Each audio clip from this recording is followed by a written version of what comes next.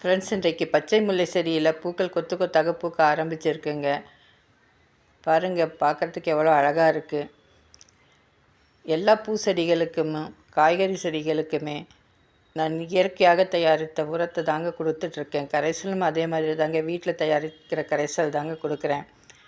Beetroot கரைசல், காய்கறி கழிவுகளை கொண்ட கரைசல், மோர் கரைசல், இந்த மாதிரி திரவ கரைசல் தாங்க கொடுக்குறேன். திட உரமாக கடுகு, வெந்தயம், வேர்க்கடலை, அதோட கொஞ்சம் மஞ்சளும் பூண்டும் கலந்து கொடுத்துட்ருக்கேங்க. ஏன்னா பூண்டும் மஞ்சளும் கலந்தாக்கா எறும்புகள் தொல்லை இருக்கிறது இல்லைங்க. இன்றைக்கி செம்பருத்தி பூ, சொடக்கு தக்காளி, முல்லைப்பூ, அடுக்கு மல்லி, இருவாச்சி மல்லி, இத்தனை பூக்களும் பூத்து இருந்ததுங்க.